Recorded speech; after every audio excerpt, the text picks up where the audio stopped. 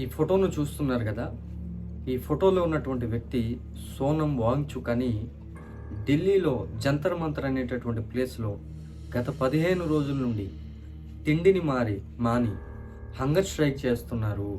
ఈరోజు తన యొక్క పరిస్థితి చాలా క్రిటికల్‌గా ఉంది అని మనం చూస్తూ ఉన్నాం సోషల్ మీడియాలో.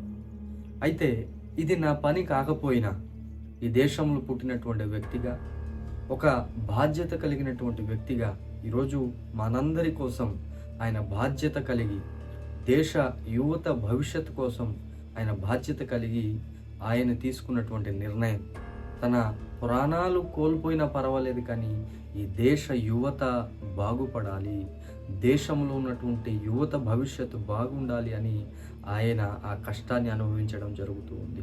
ఈరోజు సాటి వ్యక్తిగా, మానవతావాదిగా నాకు చాలా బాధ అనిపించింది తన సిచ్యువేషన్ చూసి. ఎవరున్నారు అలాంటి వ్యక్తి? ఆనాడు మన దేశంలో స్వతంత్రం కోసం, మన దేశం స్వతంత్ర దేశంగా మారడం కోసం మహాత్మా గాంధీ గారు పోరాటం చేశారు దేశ భవిష్యత్తు గురించి. మరి ఈరోజు దేశ యువత భవిష్యత్తు గురించి ఒక బాధ్యత లేనటువంటి వ్యక్తిగా మనం ఉన్నామా? మన భవిష్యత్తు గురించి కూడా మనం ఆలోచించలేనటువంటి పరిస్థితుల్లో ఉన్నామా? ఒకసారి మనం ఆలోచించాలి. ఈరోజు ఆ యొక్క ఢిల్లీలో జంతర్ మంతర్ అనేటటువంటి ప్లేస్లో అతనితో పాటు చాలా మంది స్టూడెంట్స్ కూడా హంగర్ స్ట్రైక్ చేస్తున్నారు. వారి ప్రాణాలకు ఎవరు బాధ్యులు? ఒకవేళ వారు ప్రాణాలను కోల్పోతే దానికి ఎవరు అకౌంటబిలిటీని చూపిస్తారు? ఎవరు జవాబుదారీతనం కలిగి ఉన్నారు? ఆ ప్లేస్లో చాలా మంది వర్షానికి తడిచి ఎన్నో కష్టాలు పడుతూ అక్కడ ప్రొటెస్ట్ చేస్తున్నారు.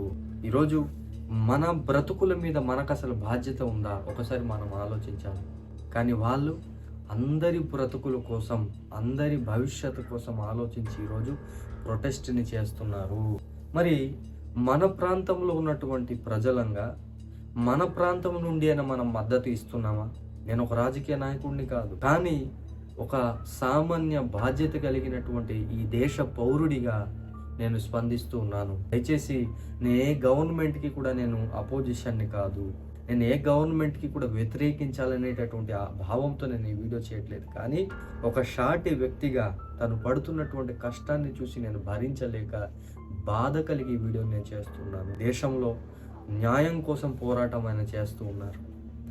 దేశ యువత భవిష్యత్తు కోసం ఆయన పోరాటం చేస్తున్నారు. నాకు తెలిసి ఆయన స్వార్థం అక్కడేం నాకు కనిపించటం లేదు.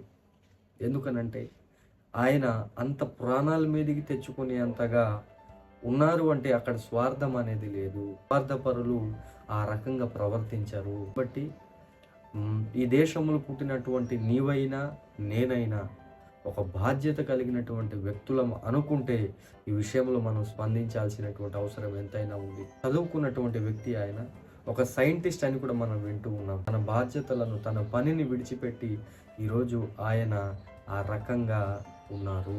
మన సొంత కార్యములనే కాదు, ఇతరుల కార్యములను కూడా చూడవలెను. ఎంతసేపు నేను తిన్నానా, నేను సంపాదించుకున్నానా, నేను బ్రతుకుతున్నానా, నేను ఇల్లు కట్టుకుంటున్నానా, బంగ్లాలు కట్టుకుంటున్నానని కాదు, ఇతరుల బాగుని కూడా మనం కోరే వ్యక్తులంగా ఉండాలి. ఇతరుల పరిస్థితులను కూడా మనం అర్థం చేసుకునే వ్యక్తులంగా ఉండాలని భావిస్తూ, దయచేసి ఈ వీడియోని బట్టి ఎవరు నన్ను అపార్థం చేసుకోవద్దని తెలియజేస్తూ ఈ మాటలను ముగిస్తూ ఉన్నాను.